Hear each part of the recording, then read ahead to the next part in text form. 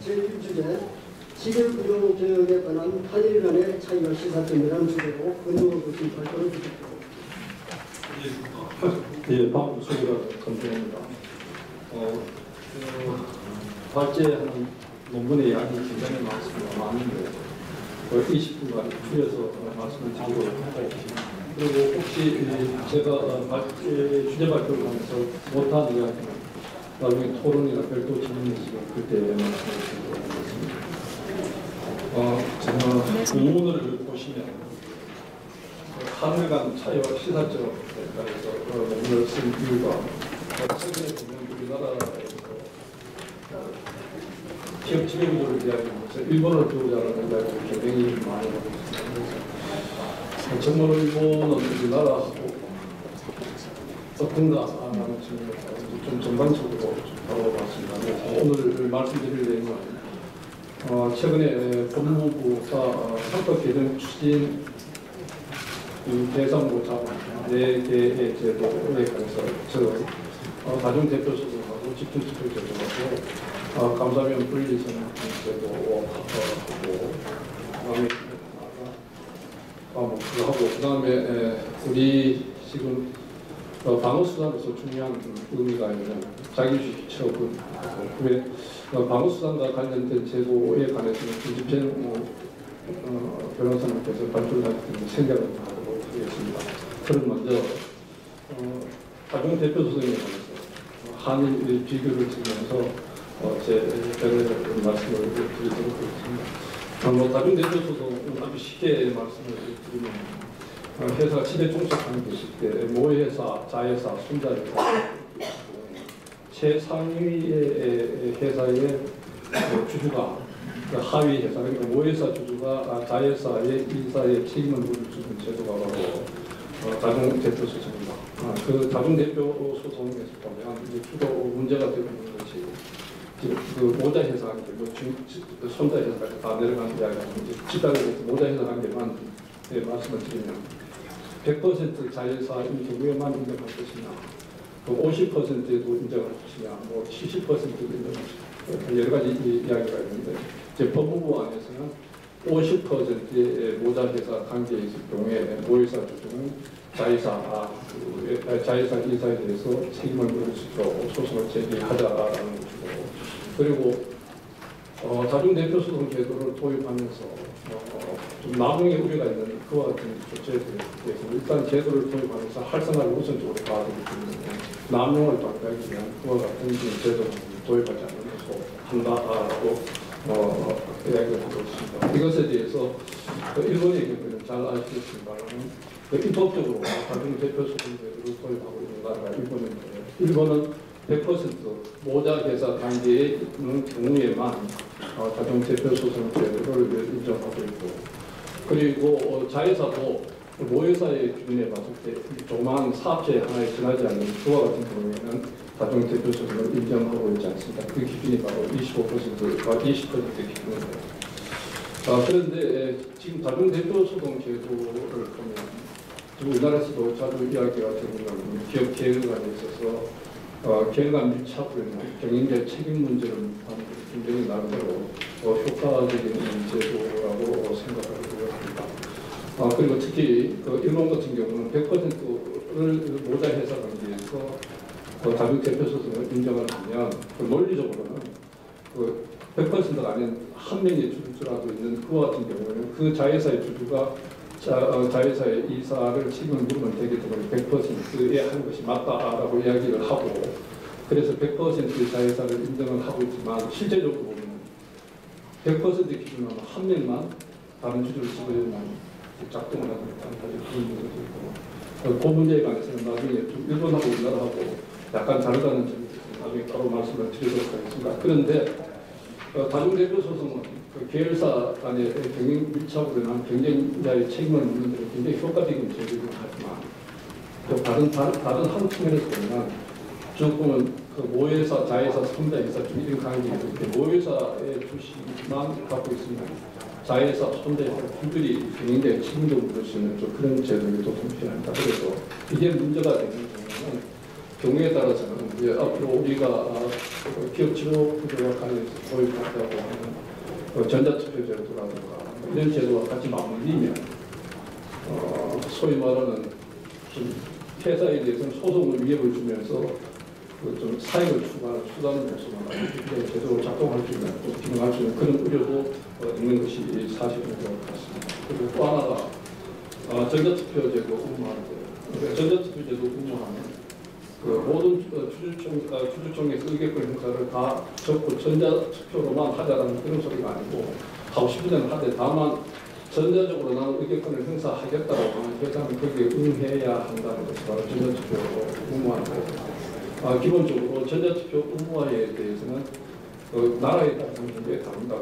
입법으로 의무화하고 있는 나라가 있지만 우리가 주로 많이 인용하고 이야기하는 나라의 미국이나 일본 같은 데는 전자투표는 법으로서 의무화를 하고 있지 않습니다. 그렇지만 이런 나라들은 위임장 선거나 서면투표 같은 경우는 실질적으로 모든 주주를 대상으로 하도록 의무화를 합니다.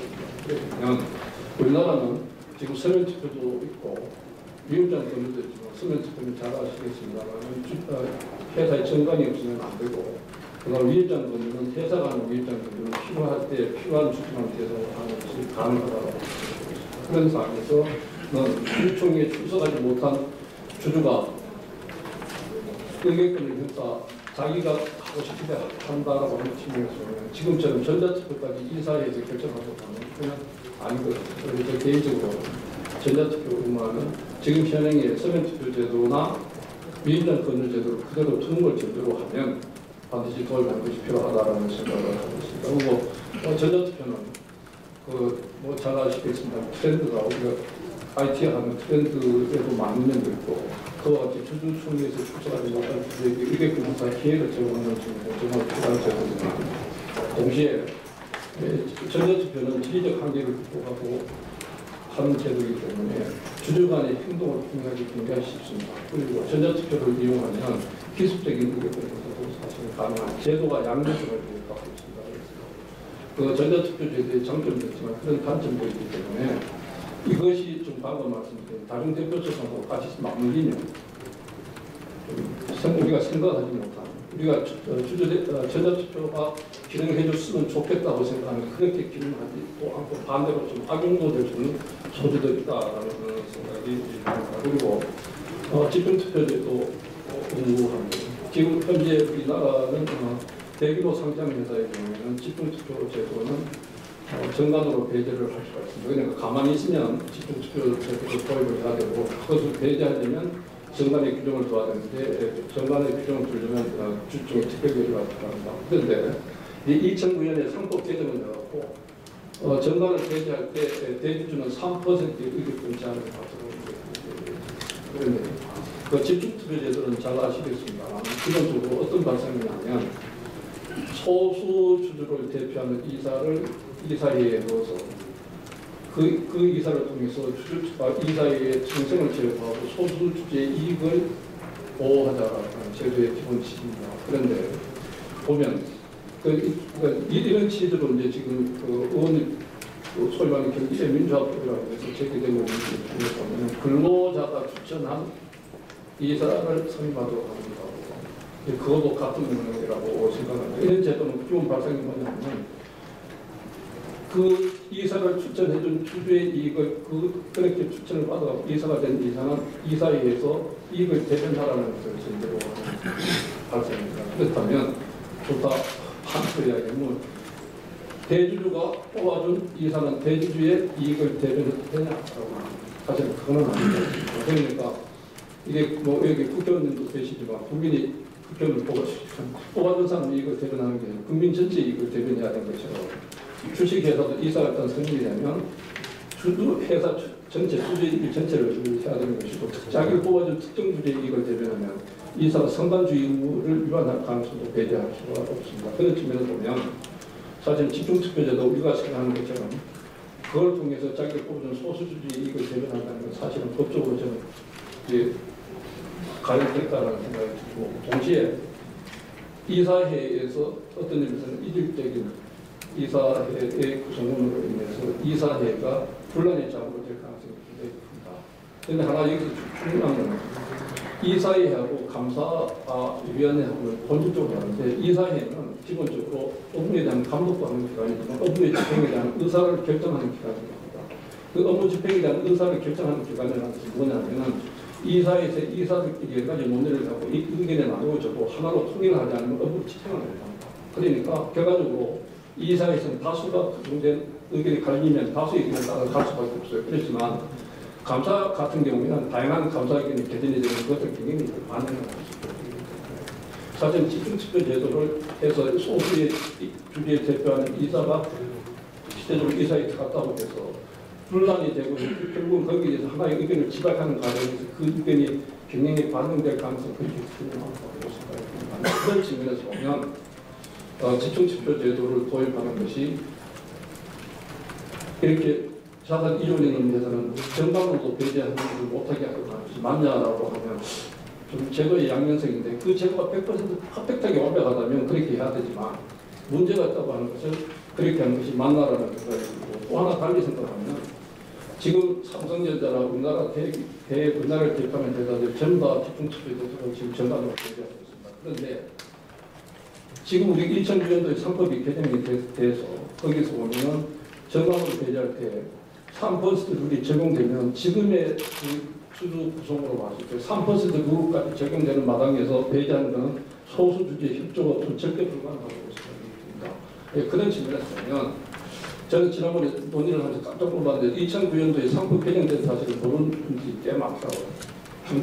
그러니까 그렇게 보면 완벽한 제도가 아닌 이상은 현행 제도도 충분하다. 정말로 이보다 더 하고 싶으면 한 발 더 나가서 그러면 도입하지 않으면 그 이유를 설명하다 정도까지만 하면 좋은 것이지 퍼펙트하지 않은 제도를 하나로 몰고 가는 것은 어떤 입자의 좀 오만이 아닌가 그런 생각이 듭니다.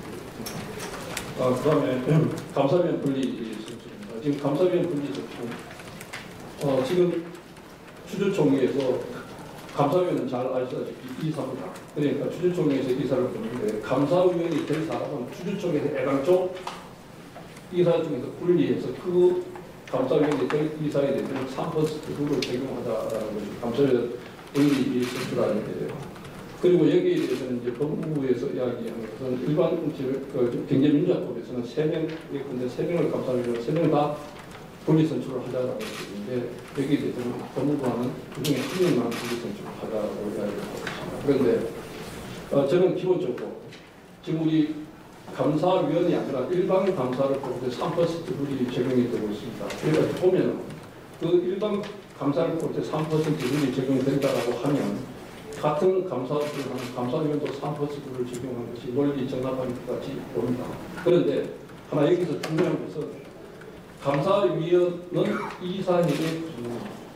그런데 감사는 이사회 구성은 아니고 독립된 기관이기 때문에 그런데 감사위원의 경우에는 3%를 적용하면 이사의 구성에 영향을 미칩니다. 그러니까 이사의 구성에 영향을 미친다는 것은 결과적으로 회사의 지배권에도 영향을 미칠 수 있는 제도.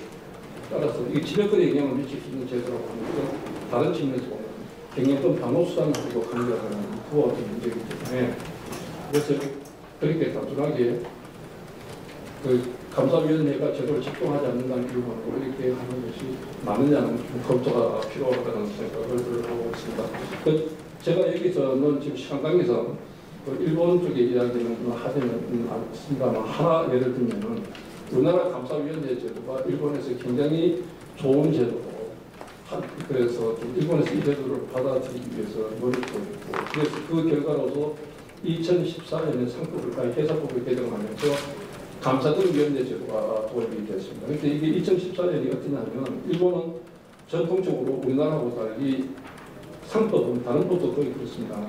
의원리법이 많은 나라가 아닙니다. 거의 없습니다. 정부리법이 하는데 이때만 일본에서 상법 개정은 주로 주무부처의 주무 대신에 대한 답신의 형태로 상법 개정이 이루어지지만 법제심의위원회에서 로드맵에 따라서 이제 상법 개정이 이루어지는데 이때는 그때가 민주당 정권이 잡으면서 그때 직접 전통적으로는 법제심의 상법 개정에서 두 가지 축이 있는데 법무성하고 한 축하고 경제단체 한 축이 있는데 그게 배제가 되고 직접 이제 위원회를 구성하고 만들었을 때 그때가 우리나라처럼 일정 규모 이상의 회사에 대해서는 감사등위원회를 법률로 강제하는 제도를 도입하려고 했습니다. 그런데 그때 재밌는 이야기가 어떠냐 하면 감사위원회 제도를 감사등위원회 우리나라 감사위원회 제도를 법률로서 도입을 하는 것은 기업이 형태가 다 다른데 그런 제도를 도입하는 것은 이것은 회사에 너무 많은 코스트가 준다라는 이야기가 있고 그다음에 하나가 일본에서 남도로 굉장히 좀 문화도 많이 알려주고 하는 그 에가시라 겐드라라는 교수가 논문을 쓰는데 어떤 논문을 쓰냐면 일본의 회사는 회사법에 좀 적당히 바뀐다는 논문을 씁니다. 그래서 특히 지배구조에 관해서는 법으로 강제할 것은 아니다라는 이야기. 제가 그 논문에 자세히 쓸 때까지 생각을 하고 있습니다. 그 다음에 이제 경제민주화법과 관련해서 지금 이제 법무부에서 추진하겠다고 하는 그 네 가지를 말씀을 드리고 경제민주화 법안 관련해서 지금 이야기했죠. 이게 주주대표 직행제도로 개선하겠다는 건데 보면 여기서 지금 우리나라 주주대표 소송은 제가 알고 있는 바는 거의 기능하지 않는 것으로 알고 있습니다. 그 여러 가지 이유가 있는데 그 중에는 보면 뭐 소수 주주권이라든가 여러 가지 이유가 있지만 그보다 더 하나가 실제적으로 현재 주주대표소 등이 제대로 작동을 하려면 주주대표소 등은 잘 알겠습니다만 주주가 일단 회사에 대해서 경영자 책임을 물으라고 일단 신고를 하고 회사가 책임을 묻지려면 그다음에 주주가 나서서 책임을 묻는 그런 제도죠. 지금 현재 우리나라는 어떠냐면 회사에 대해서 경영자 책임을 물으라고 물으면 깔고 뭉개버리면 거기에 대해서 이거 무슨 이유로 지금 소송을 제기하느냐 묻는 것이 안 되는 그런 책임입니다. 그리고 지금 소송은 제가 일단 회사에 소송을 제기했는데 이 소송이 제기한 게 회사에 굉장히 데미지를 준 것 같으면 소송을 제기한 주가 있는 그 회사와 다른 회사 합병을 그 회사를 소멸시켜버리면 당사자 직책을 성립해갖고 소송이 각하가 되도록 풀 수 있는 제도고 또 하나는 지금 소송이 제기되면 전릴 수도 있습니다. 무거운 책임을 지금 물어줄 소송인데 적당한 소송을 짜고 제기하고 그 소송에서 하해를 하거나 그 소송의 끝을 보면 소송을 이제 다시 못하는 이런 문제가 있기 때문에 이 제도를 사실 일본에서는 다 갖고 있습니다. 그런데 우리나라는 일본에 이제 도입하려고 했는데 저는 주주대표 소송이 예컨대 내가 소송을 회사를 보고 소송을 하라고 했는데 회사는 소송을 제기를 안 하면 당연히 거기서 무슨 이유로 제기를 안 하면 이야기는 그는 상식, 법에 이전에 상식의 문제고 이런 태도는 당연히 도입이 돼야 된다는 것이고 또 하나 중요한 것은 주주대표 소송은 사전 보통 그 규제를 하는 것은 두 가지 문제가 있습니다. 어떤 일이 벌어질 것 같으면 사전에 예방적으로 규제를 하는 것이고 하나는 사후적으로 사전에는 하도록 하고 사후적으로 문제가 되면 그 문제를 잡아서 책임을 추궁하는 시스템인데 상법에서 중요한 사후 책임 추궁 시스템이 바로 저는 주주대표 소송입니다. 이 주주대표 소송이 제대로 작동하지 않으면 어떤 문제가 생기냐면 자연적 사정 예방 규제로 가게 됩니다.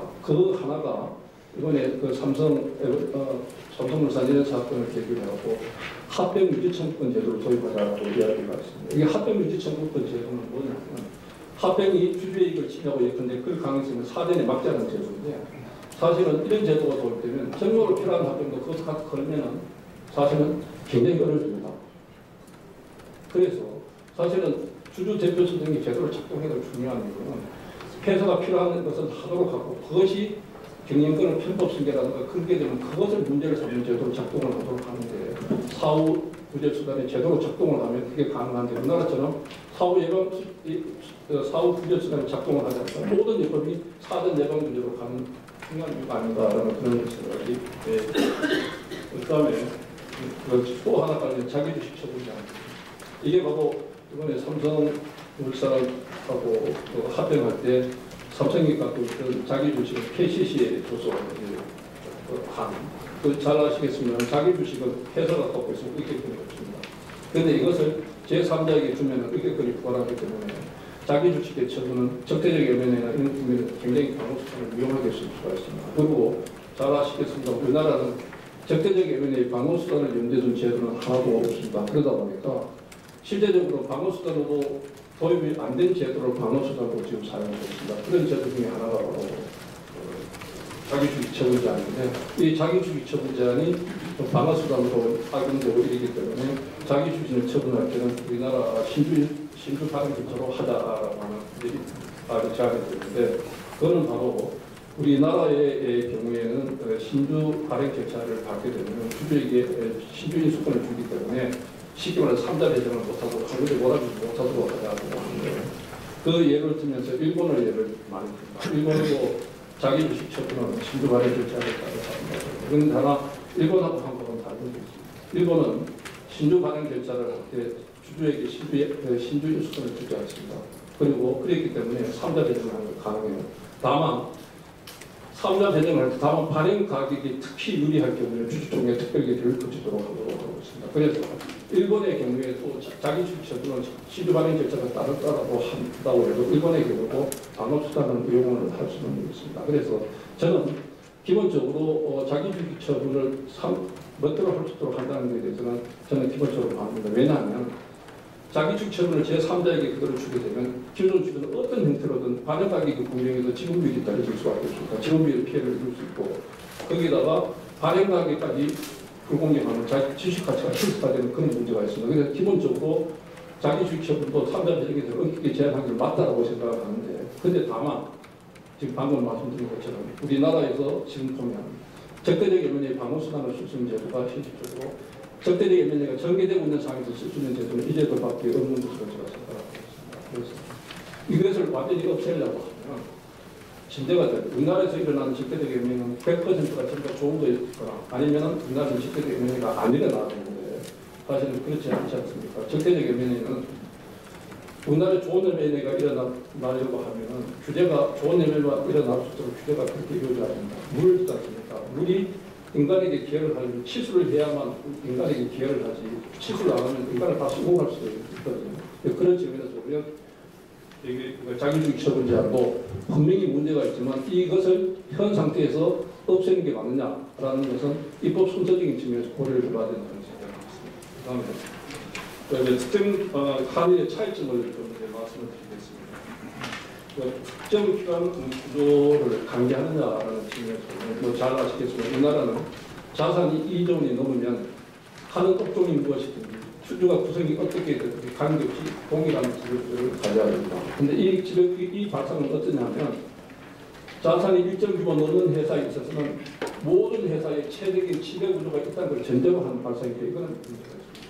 그리고 또 하나는 이 지배구조에 관해서는 보면 선택권을 안 준다고 하는 것, 이거는 굉장히 비밀주의라고 생각합니다. 그런 의미에서 지배구조에 대해서는 핵이라고 하는 것에 대해서는 기본적으로 잘못됐다고 생각하는데 그런데 일본은 우리가 지금 최근에 이야기를 일본 제도를 소개하는 거고 일본은 지배구조를 무지막지하게 이야기할 것 같은데 제가 어디를 봐도 일본의 지배구조는 절대 그렇게 하고 있지 않습니다. 지배구조는 일본에는 지배구조를 지금 회사도 그 조합을 다루는 한 30개 정도의 지배구조의 내용이 나왔습니다. 그건 뭘 지배라고 하면 다양한 회사에서는 지배구조는 증가하고 있다는 것을 지배로 한 것이고 또 하나가 보면 그 우리나라와 마찬가지 일본에도 코퍼레이트 가버넌스 코드 같은 경우가 있습니다. 코퍼레이트 가버넌스 코드를 최근에 그것을 지침을 바꾸는 지침을 보면 지침은 어떤 이야기를 하냐면 일본의 이사회는 유형이 크게 나온 4가지 이사회가 있는데 이 4가지 이사회 중에서 이 유형으로 가려면 이런 식으로 가는 것이 좋겠다는 가이드라인입니다. 근데 가이드라인인데 거기서 설명할 때 어떤 이야기를 하냐면 저런 이야기입니다. 그 회사가 기업 지배 구조에서 코드에서 말하는 그 코드를 형식적으로 따라가려고 하면 비용만 들고 실효성은 하나도 없다. 그런 이야기를 그렇게 아주 서술에다 이렇게 이야기를 하고 있습니다. 그리고 또 하나 그 사후 구제수단의 작동 여부에 관해서 말씀을 드리면 정말 보면 우리가 강조하고 있는 것 중에 하나가 일본은 주주대표 소송이 잘 아시겠지만 단독 주주권이고 세계에서 제기하기 제일 쉽니다. 그리고 우리나라는 지금 제가 통계를 보니까 우리나라는 평균 연평균 4.4건이 일어나고 있는데 그것도 잘 공개가 안 됩니다. 12, 3년 동안의 통계가 70건인가 그런데 일본은 연평균 70건이 일어나고 주주대표 제기를 하고 있습니다. 그리고 그 의결권 행사와 관련해서도 우리나라는 방금 말씀드렸지만 주주총회에 출석하지 않는 주주가 의결권을 행사하지 않으면 자기가 직접 대리인을 선임하지 않으면 그 외의 경우는 회사가 어쨌든 그 이사회에서 전자투표를 도입하거나 한다고 그러거나 아니면 서면투표를 정권으로 도입하거나 아니면 위임장 권유로부터 권유를 받거나 이러지 않으면 못하지만 일본은 방금 말씀드린 것처럼 서면 집회나 위임자 권유가 모든 주주 대상으로 이루어지기 때문에 그걸 통해서 언제든지 할 수가 있습니다. 그리고 또 하나, 그 주주가 회사에 대해서 의견을 제시할 수 있는 유일한 제도가 바로 주주장학금인데, 우리나라 주주장학금은 소수주주입니다. 소수주주인데 일본은 기본적으로 단독 주주권이고, 그리고 우리나라는 비율주 기준입니다. 또 100분의 10이라든가 이런데, 예컨대 100분의 10, 대기업 같은 경우는 좀 기준이 좀 약간 낮지만, 한 1000분의, 만분의 1 그래도 삼성전자 만분의 1 가지면 주주대표소도 안 하고 직접 이사를 하고 머리돈을 많이 받았습니다. 좋습니까? 그런데 대개 보면 주주대표소는 주주장학금은 대개 두 가지 기준을 합니다. 하나는 비율 기준하고 하나는 절대수 기준을 줘요. 그러니까 비율 기준을 못 채우면 절대수 기준을 쳐. 그렇게 일본도 비율 기준하고 300주 기준을 갖고 있습니다. 그러니까 비율 기준을 못 채우면 300주 기준으로 할 수 있도록 하고, 그리고 우리나라는 주주장학금은 주주를 제안을 한 주주가 자기가 왜 제안을 했냐 설명을 하려고 하면 주주총회에서 직접 출석하고 이야기 나가면 못하도록 되어 있습니다. 그런데 일본은 서면 하면서 서면에 같이 나가도록 그렇게 되어 있습니다. 그걸 보면 주주 결국은 회사 경영계에서 통제할 수 있는 수단이라고 하면 주주대표소하고 주주가 직접 주총회에서 책임을 묻을 수 있는 뒷순제도는 일본은 정말로 작동을 하는데 우리나라는 이걸 담아하는 것이 아닌가라는 그런 생각이 듭니다. 그래서 그럼 이제 방어수단의 다양한 예부는 이태영 변호사님이 말씀을 하기 때문에 제가 아주 간단히만 이야기를 하도록 하겠습니다. 그 일본도 우리나라도 적대적 M&A가 많은 나라가 적대랍니다. 그런데 일본은 2005년도에 그 회사법을 만들면서 방어수단으로 이용될 수 있는 종료 주식을 다 도입하고, 그리고 그 포지피로 이용될 수 있는 신주 예약권 제도를 도입하고, 차등의격분으로 이용될 수 있는 장주 제도를 도입해서 일본은 미국하고 똑같은 방어수단을 갖고 있습니다. 그런데 그 도입하는 이유가 뭐냐면, 그 당시에 일본이 20년 동안 경제 침체가 빠지니까 주가가 떨어지고 이러다 보니까 우리가 알고 있는 가부시키 모짜이라는 게 바로 상호순환 투자였습니다. 이게 이 비율이 떨어지고 이러니까, 그리고 기관 투자의 비율이 높아지고 이러니까 이런 같은 상황에서는 적대적 M&A가 앞으로 일어날 가능성이 굉장히 높다. 그래서 적대적 M&A가 지금 현재 일어나서가 아니라 미래를 보고 방어수단을 도입하고, 동시에 일본처럼 방어수단이 어떤 나라가 갑자기 방어수단을 도입하게 되면 남용될 가능성이 크니까 여기에 대해서는 6의 8년으로 베이스로 해갖고 남용을 하는 제도까지 같이 동시에 만듭니다. 그런데 우리나라의 경우에는 그 IMF 터지고 난 뒤에 바로 적대적 M&A 시장 개방하면서 그때 실질적으로 적대적 M&A를 제한해서 10% 소유해서 신고제도를 해제하면서 방어수단을 하나도 도입하지 않고, 그 이후로 적대적 M&A 방어수단에 대해서 두 가지 이유로 도입을 합니다. 첫째가 우리 순환 출자로 대표되는 제도의 불투명한 재무구조, 그 다음에 후질적인 지배구조를 이유로 해서 도입을 하지 않습니다. 이게 계속되고 있는데, 그런데 최근에 보면 저도 신문에서 보고 왔는데 그걸 확실한지는 모르겠는데, 한 5년 전에 한 거의 10만 개의 순환 출자 보니까 올해 지금 현재 12개가 올해 다 해소된다고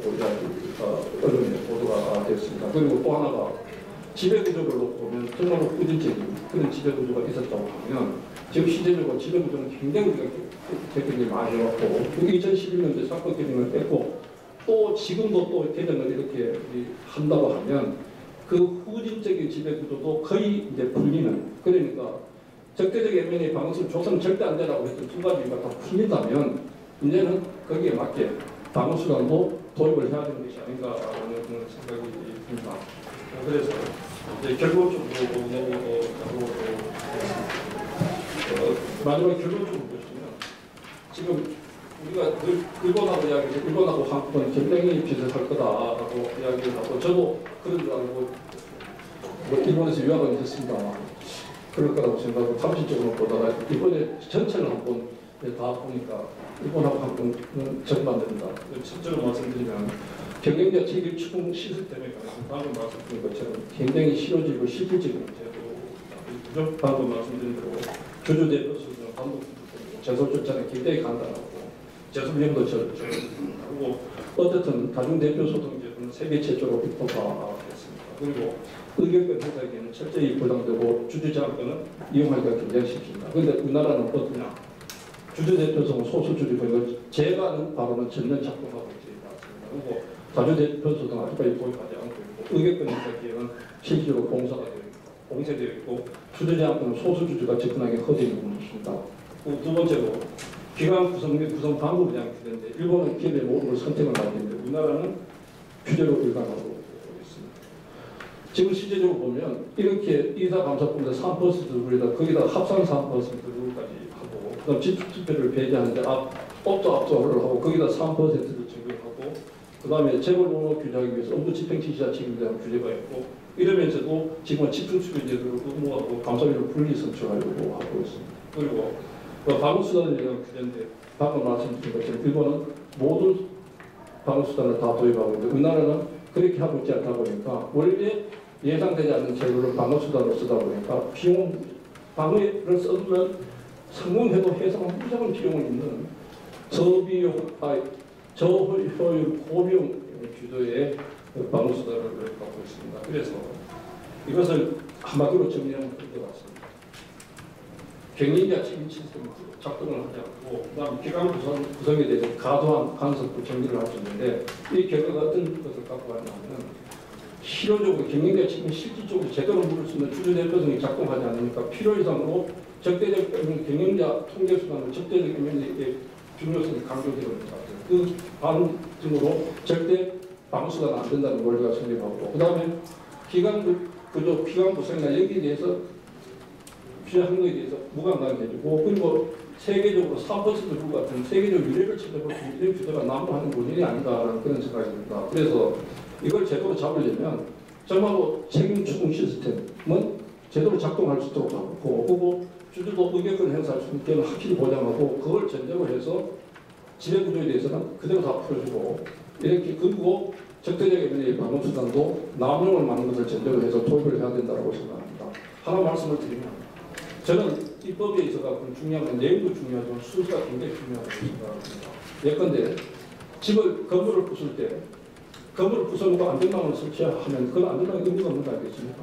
그러니까 건물을 부수려면 안전망부터 설치를 하고 그리고 건물을 부숴야 되는데 지금은 보면 지배구조 같은 거 다 실제적으로 집중투표제도 이런 것 같은 경우는 소수 주주가 대표를 이사의 집에서 이런 제도를 만들자고 하면서 이거는 어떤 의미에서 우리가 갖고 있는 지배구조의 낡은 것을 헐자고 하는데 그것이 잘못했을 때 생길 수 문제는 안전망은 하나도 안 주고 그것부터 들어가면 우리나라 기업은 사실 통째로 내줄 수 있다고 생각합니다. 그러면 이 점은 저는 필요하다고 생각합니다. 방금 말씀드린 것처럼 주주대표소가 다른 대표소는 반드시 도움이 돼야 되지만 입법 순서에 있어서는 바로 지금까지 방어수단으로 기능했던 제도가 지금 소멸됐거나 소멸되려고 하면 그거와 빠타로 동시에 방어수단도 도입하고 같이 해야 되는 것이지 순서가 틀리면 이거는 잘못했다라는 그런 생각입니다.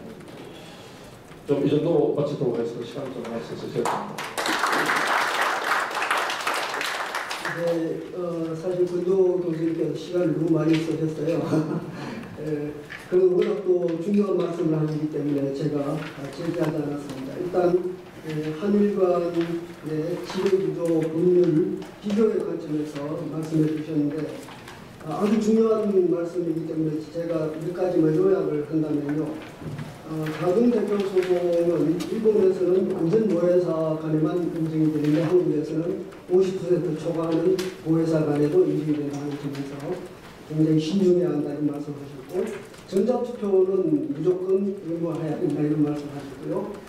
집중투표 제도는 현행대로 두는 것이 좋겠다라고 하셨고 감사선임 부분, 감사 분리선임도 신중해야 한다는 말씀을 드렸습니다. 그 다음에 자기주식 처분은 방어수단과 함께 논의해야 된다는 말씀을 해드렸습니다. 특히 일본은 신규 발행과 동일한 방식으로 하고 있는데 중요한 것은 일본은 신주인수권, 주주의 신주인수권이 인정되지 않는다는 점에서 우리하고 굉장한 차이가 있습니다. 미국도 마찬가지죠. 미국도 주주에게 신주인수권을 기본적으로 인정하지 않습니다. 그런 나라에서는 신주인수권과 같이 처분해라. 또 말이 되는 거죠. 그런데 우리는 철저하게 신주인수권이 인정되는 나라입니다. 그 나라에서 또 자기 주식도 신주인수권과 똑같이 처분하라고 하는 것은 저는 굉장히 잘못된 거죠. 그리고 특히 이제 중요한 말씀은 자산 규모에 따라 회사 지배구조를 경쟁하는 것, 이것은 정말 잘못됐다라고 말씀해 주셨습니다. 유연성이 전혀 없는 거죠. 일본은 30개 이상의 선택지를 주고 회사마다 골라서라고 하는데 우리는 왜 이렇게 전체주의 국가도 아니면서 하나로 지정해서 이것만 쓰라라고 하느냐. 이건 굉장히 잘못됐다라고 말씀하셨고, 특히 이제 방어수단부터 만들어 놓고 이렇게 해야지 무슨 그 방어수단은 만들지도 않고 이것부터 그냥 순서가 완전히 거꾸로 됐다. 아주 좋은 말씀 해주셔가지고 제가 시간을 너무 많이 드린 것 같습니다. 예. 그러면 다음으로 김지평 변호사님께서 말씀해 주시죠. 네, 안녕하세요. 위원장의 김지평 변호사입니다. 오늘 이렇게 한반도 선진화재단의 한국경제신문 윤상주 의원님, 김정석 의원님 공동 주최 기업 활력 제고를 위한 상법 개정 방안 세미나에 학계미 실무계의 전문가분들과 함께 발제자로 참석하게 돼서 영광입니다. 오늘 제가 준비한 내용은 경험권 방어 관련 상법 개정안의 내용 및 이에 대한 찬반 논란을 소개해드리는 게 중점이 되어서 마지막 부분으로 저의 개인적인 생각을 관련해서 말씀을 드리려고 합니다. 이 발표문 자체는 제가 개인적으로 작성한 거고요. 제가 속한 법무사무소 입장과는 전혀 관련이 없다는 점을 말씀드립니다. 저희 오늘 준비한 목차는 우리나라 기업 지배 구조의 특징에 대해서 먼저 간략히 설명을 드리고요. 그 다음에 경험권 방어 관련 상법 개정안에 대해서 경험권 방어 법제 전반에 대한 찬반 논란을 좀 설명을 드리고, 그 다음에 지금 이제 윤상규 의원님 발의하신 의안에서 제한되고 있는 차등응결권 주식과 포이즌 피해 관련한 법안에 대해서 법안의 내용 및 찬반 논란에 대해서 좀 말씀드리고요. 매주말을 말씀드리려고 합니다. 우리나라 기업 지배 구조의 특징은 크게 두 가지인데요. 첫 번째는 이제 지배주주. 네. 이게 말해도 될 것 같은데. 우선 첫 번째 특징은 지배주주가 존재하는 집중적 지배구조라는 점입니다. 그래서 아시는 바와 같이 회사의 지배구조는 주식이 분산되어 있어서 특별한 지배주주가 없는 분산적 지배구조와 다수 주식을 가진 지배주주가 회사를 연속적으로 경영하는 집중 지배구조로 나눠지게 되는데요. 분산 지배구조에 보면 영리의 대부분의 기업들이 취하고 있는 지배구조고 주식가치 제고나 배당 증가 등 전체 주주의 이익을 위한 경영이 가능하다는 점이 장점입니다. 이에 비해서 이제 우리나라나 유럽 및 아시아의 기업들은 대부분 다수 지분을 가진 지배주주가 존재하는 집중 지배구조를 취하고 있고요. 집중 지배구조의 경우에는 대주주의 책임 및 권한하에서 효율적이고 신속한 의사결정과 장기 투자를 통한 기업 가치 제고, 고용 증대가 가능하다는 점이 장점으로 지적이 되고 있습니다. 그래서 이런 분산 지배구조와 집중 지배구조는 어느 한쪽이 더 낫거나 바람직하다고 보기는 어렵고요. 양자의 지배구조는 서로 다른 것이지 어느 하나가 더 효율적으로 말하기가 어렵습니다. 지배주주가 존재하는 우리나라 대기업의 지배구조도 그 자체로 문제가 있다라고 보기는 당연히 어렵고요. 오히려 한국 경제가 단기간에 집중적인 성장을 할 수 있었던 원동력이 되었다는 점에서 그 장점에 주목하는 국내외 연구 결과들도 상당히 많이 있습니다. 두 번째 우리나라 기업 지배구조의 특징은 집중적 지배구조를 취하면서도 지배주주가 20에서 30% 내외의 낮은 지분율로 회사를 지배하는 구조라는 점입니다. 지배주주의 지분율이 상당히 적다 보니까 지배주주가 회사의 이익과 소위 말하는 인터레스트 언란이 되어 있지 않아서 회사가 이익을 볼수록 지배주주가 이익을 보는 정도가 그렇게 크지 않기 때문에 회사 이익보다는 개인의 이익, 지배주주의 사익을 추구할 수 있다는 문제제기가 항상 가능해 왔고요. 이러한 문제제기가 기본적으로 경영권 방어법제에 대한 반대론으로 많이 주장이 되고 있습니다. 반면 회사 입장에서는 지배주주의 경영권 지분이 취약하다 보니 회사의 행위나 회사의 비용, 자기 주식이나 순환 투자 등을 통한 경영권 방어가 불가피했던 측면들이 있고요. 역사적으로 이런 경영권 방어들이 많이 이루어지면서 회사가 불필요하게 비용을 지출하지 않을 수 없었던 문제점이 있었습니다. 그 다음 슬라이드에는 제가 지배주주의 지분율이 낮을 경우에 이론적 문제점에 대해서 좀 설명을 해드렸는데요. 이건 미국의 학자들이 많이 논의하고 있는 소식이고 한국에서의 경영권 방어법제에 대한 반대론도 기본적으로 이러한 논리에 기초하고 있습니다. 소식 자체는 한번 보면 이해가 되실 것 같고요. 제가 여기서 자세히 설명드리지는 않겠습니다. 소식 자체의 결론은 이렇습니다. 지배주주의 지분 비율이 작을수록 지배주주가 회사의 이익보다는 자기의 사익을 추구할 수 있는 가능성이 높고, 그렇기 때문에 지배주주의 지분 비율이 작음에도 불구하고 회사의 지배권을 인정해주는 그러한 법제들, 경영권 방어법제나 아니면 스탁 피라미드라든지 차등을권 주식이라든지 이러한 법제들 자체가 바람직하지 않다라는 이론이고요. 그런 이론에 기초해서 지금까지 지배주주 지분율이 낮은 우리나라 지배구조가 많은 비판을 받아왔고, 경영권 방어수단의 도입에 대한 반대론도 주장이 되고 있습니다. 하지만 이런 이론적인 문제제기가 항상 정당한 것은 아니고요.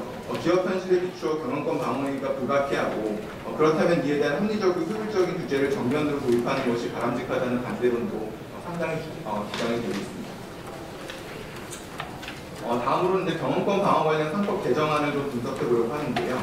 일단 경영권 방어 법제가 필요한지 여부에 대한 찬성론과 반대론을 간략히 소개를 드리도록 하겠습니다.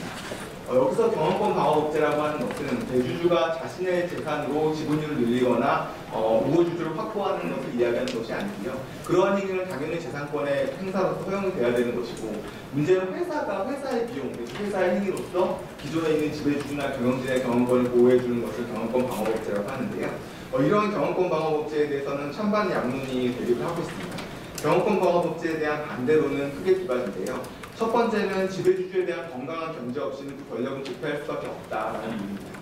그러니까 적대적 인수합병 시장 활성화를 해서 경영권에 대한 공격 내지 견제를 활성화할 수 있도록 해야 지배주들이 항상 그 공격의 위험을 염두에 두고 회사를 위해서 경영을 할 수 있다는 얘기고요. 또 그러한 점에서 경영진이나 대주주가 회사의 이익이 아니라 사적인 이익을 추구해서 다른 주주에게 손실을 초래할 그런 가능성이나 위험, 이걸 대리비용이라고 하는데요. 그런 경영진의 대리비용을 막을 수가 있다는 논리입니다. 이에 대해서 경영권 방어법제에 대한 찬성론도 만만치 않게 주장이 되고 있는데요. 첫 번째로는 대주주가 아니라 회사의 이익을 위해서도 경영권 방어가 필요할 수 있기 때문에 회사의 비용이나 회사의 행위를 통한 경영권 방어법제, 포이즌필이나 차등 의결권 주식이 인정되어야 된다는 논리입니다.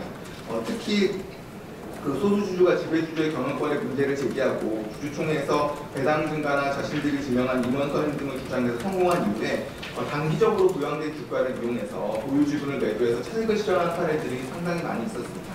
이러한 경우에 소수주주가 지명한 임원도 선임 후 몇 개월도 지나기 전에 사임하는 경우가 대부분이고, 남은 주주들은 이러한 주주들의 대규모 주식 매도로 인한 주가 하락에 따른 손해를 고스란히 부담을 하고, 회사는 공석이 된 이사나 감사를 다시 선임하기 위해서 후보자를 물색하고 임시유총에 소집하는 등 불필요한 비용을 지출하고 신규 임원 선임에 따라 경영의 연속성이 단절되는 위험의 손해도 감당해야 했습니다. 이러한 사례들을 반면교사로 삼으면 이러한 사례들이 다시 발생하는 것을 방지하고 회사의 이익, 기존의 그런 소액주주들의 이익을 보호하기 위해서 경영권 방어 법제가 필요하다라는 찬성론이 많이 주장이 되고 있고요. 다음 슬라이드에 보시면 경영권 방어 법제의 불가피성에 대한 주장도 찬성론으로서 주장이 되고 있습니다. 그래서 경영권 방어는 지배주주가 20% 전후에 상당히 적은 지분으로 회사를 지배하는 현실에서 어떠한 형태로든 이루어질 수밖에 없다. 결국 중요한 것은 얼마나 합리적이고 효율적인 경영권 방어 법제를 설계하는가라는 주장입니다.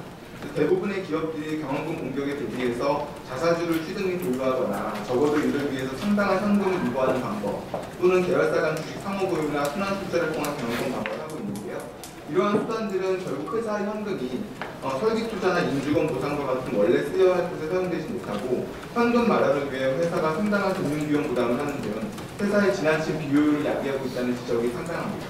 결국 원래 경영권 방어 수단을 설계한 것이 아니어서 그 정당성을 사법심사함에 있어서 본질이 호도되는 불합리한 점이 있고요. 그런 점들을 기초해 볼 때 경영권 방어 행위를 자체를 막을 수가 없다면 오히려 이에 대한 현실적이고 합리적인 규제를 정면으로 도입을 해서 회사의 이익을 위해서 경영권 방어가 합리적으로 이루어질 수 있도록 하는 것이 바람직하다는 주장이 제기되고 있습니다. 다음으로는 차등 의결권 주식과 포이즌필의 내용에 대해 살펴보고 이러한 제도 자체에 대한 찬반 논란에 대해서 간략히 말씀을 드리도록 하겠습니다. 이번 차등 의결권 주식이라고 되어 있는 부분 이하를 보시면 되고요. 차등 의결권 주식의 법안 내용은 제가 간략히 소개를 드렸습니다. 법안 내용을 보시는 바와 같이 차등 의결권 주식은 의결권의 수에 대한 다른 종류의 주식을 발행할 수 있도록 하는 것입니다. 그래서 지배주주에 대해서는 일주당 의결권이 10개 또는 의결권이 100개가 부여되는 주식을 발행을 하고요. 지배주주가 아닌 일반 주주에 대해서는 통상의 보통 주식과 같이 의결권이 1개의 주식을 발행을 해서 지배주주의 경우에는 적은 지분을 가지고도 다수의 의결권을 행사를 해서 회사를 지배할 수 있도록 해주자는 것이 차등 의결권 주식입니다. 그래서 이 차등 의결권 주식은 현재 나온 법안으로서도 그러니까 회사가 경영하는 도중에 정관 변경을 통해서 차등 의결권 주식을 도입하게 되면 기존 주주들의 의결권이 갑자기 해석되는 문제점이 생기기 때문에 원시 정관을 통해서 회사의 설립지에 도입을 하거나 아니면 총주주의 동의가 있는 경우에만 도입이 가능하도록 하고 있고요. 그 다음에 이런 차등 의결권 주식 자체는 전체 발행주식 총수의 4분의 1을 넘지 못하도록 하고 있습니다. 차등 의결권 주식에 대해서도 찬반 논란이 다양하게 주장이 되고 있는데요. 우선 그 반대론에 관점에서 보면 첫 번째로는 차등 의결권 주식을 발행을 하게 되면 경영권에 대한 공격 자체가 불가능해지기 때문에 무능한 경영자를 교체할 수 있는 기회가 없고 경영자의 사익 추구 행위를 견제할 수 있는 기회가 없다라는 반대론이 많이 주장되고 있습니다.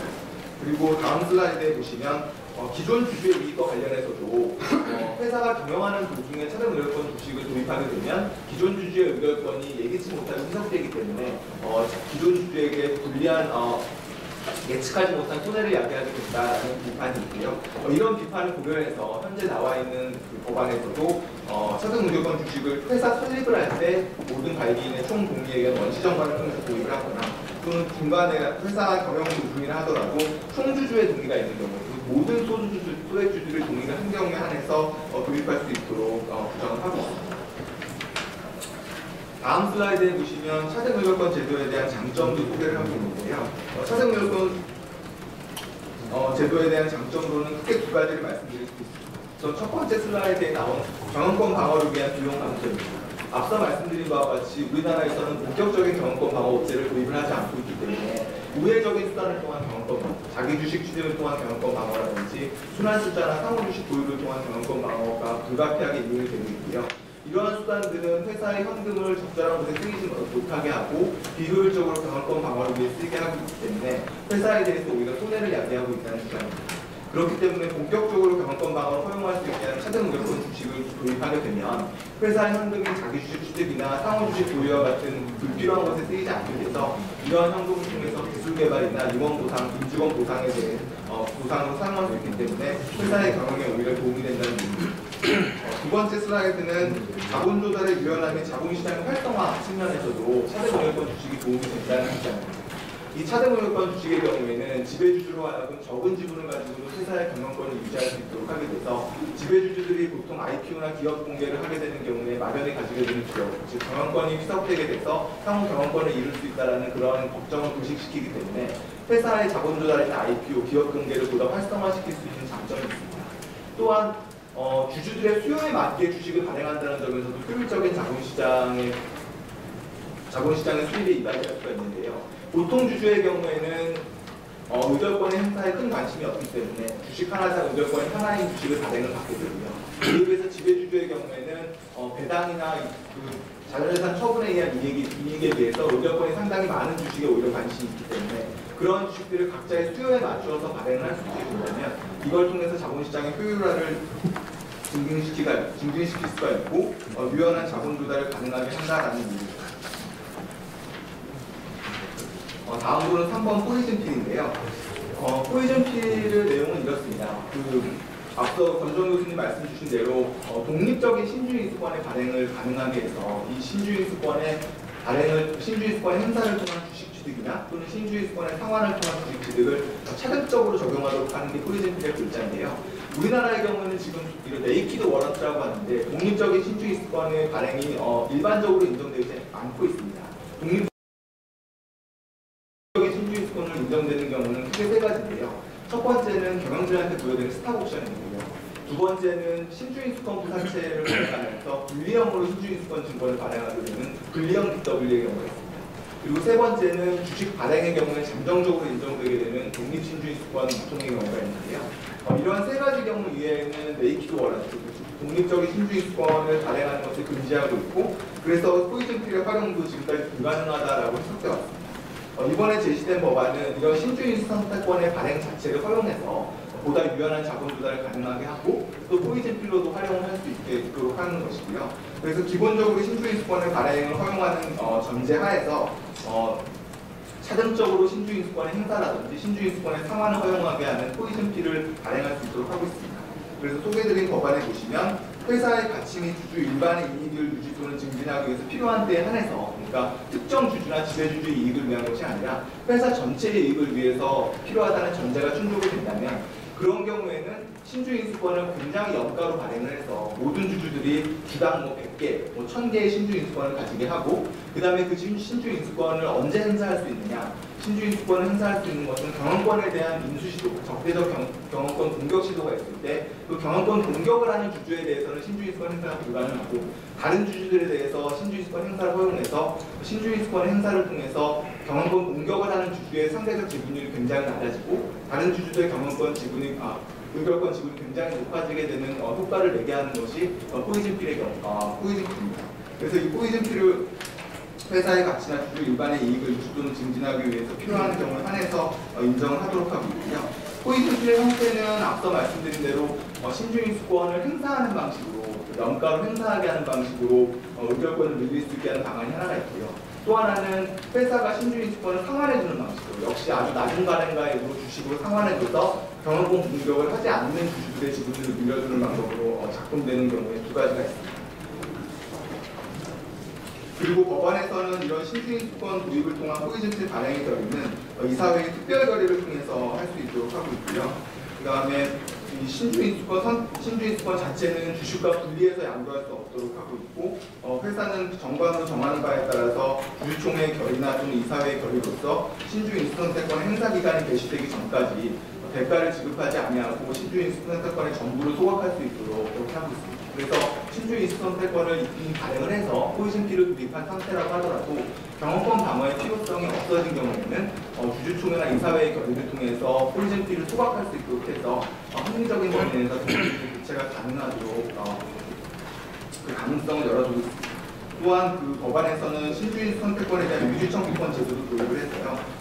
이런 회사 전체의 이익이나 주주 전체의 이익을 위해서 필요하지 않은 경우에도 신주인수권세권이 발행이 돼서 포이즌필이 인정되는 경우에 그 경우에는 그 주주들이 회사에 대해서 그 행위의 금지나 신주 발행의 금지를 청구할 수 있도록 해서 포이즌필 자체에 대해서 이것이 과연 회사의 이익을 위한 것인지 주주 전체의 이익을 위한 것인지에 대해서 사법 심사가 가능하도록 하는 제도를 마련을 해두고 있습니다.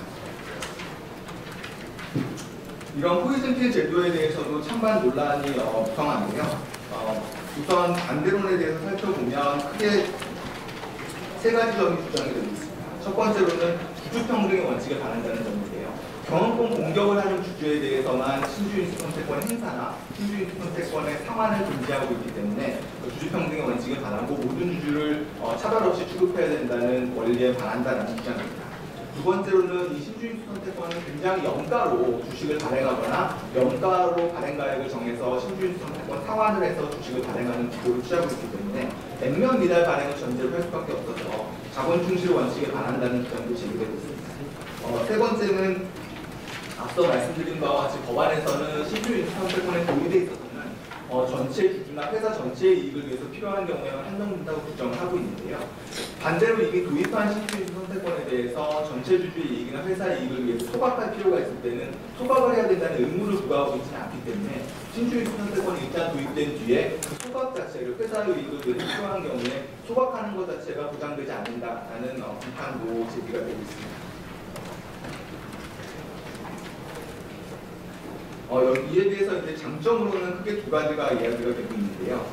첫 번째로는 포이즌필의 적법성에 대해서는 기본적으로 소극적인 통제가 가능하기 때문에 이 사회에서 무분별하게 포이즌필을 발행하는 것들이 제한이 될 수가 있고 회사의 이익과 주주 전체의 이익을 위해서 필요한 경우에 한해서 포이즌필이 발행이 될 수 있기 때문에 합리적이고 효율적인 경영권 방어 수단으로서 기능을 할 수 있다는 의미입니다. 그리고 두 번째가 이제 많이 주장되고 있는 것인데요. 포이즌필은 무엇보다도 굉장히 싼 경영권 방어수단이 회사의 입장에서 거의 비용이 들지 않기 때문에 회사가 지금까지 자기 주식 취득이나 상호 출자나 주식 상호 보유를 통해서 불필요한 현금 사용을 해서 경영권 방어를 했던 비효율을 방지를 하고 이와 같은 부대 비용이 거의 들지 않는 포이즌필의 도입을 통해서 경영권 방어를 위한 사회적 비용을 최소화할 수 있다는 것이 포이즌필 제도에 대한 찬성 주장의 논리입니다. 내집 마련 부분을 간략히 좀 말씀드리도록 하겠습니다. 법 정책적으로 경영권 방어를 허용할 것인지 아니면 경영권 방어를 제한해서 소위 기업 지배권 시장을 활성화할 것인지는 경제정책의 근간을 이루는 중요한 결정으로 생각되고요. 경제 주체들의 사회적 합의에 반영할 수 없다고 생각합니다. 그러나 제도가 운남용될 것이 두려워서 포이즌필이나 차등 의결권 등 경영권 방어를 위한 보다 직접적이고 효율적인 수단을 무조건 외면하는 것은 구석이 무서워서 잠못 잠그는 격이 될 수도 있습니다. 또한 지배주주 입장에서도 포이즌피싱이나 차등 무조건 등이 경영권 방어를 위한 전가의 보조가 될 것이라는 기대는 버리는 것이 좋다고 생각합니다. 이러한 제도들은 기본적으로 회사의 입장, 내지 주주 전체의 입장에서 경영권 방어가 필요한지에 대한 공정하고 투명한 사업 심사를 기반으로 하기 때문에 회사의 실적이 좋지 않고 경영 전망도 불투명해서 굳이 지배주주 개인을 위해서 경영권 방어를 할 필요성이 없다면 이러한 수단도 정당화되기가 어렵습니다. 결국 지배주주의 가장 좋은 경영권 방어는 기존의 통시장으로서 경영 성과를 통해서 다른 주주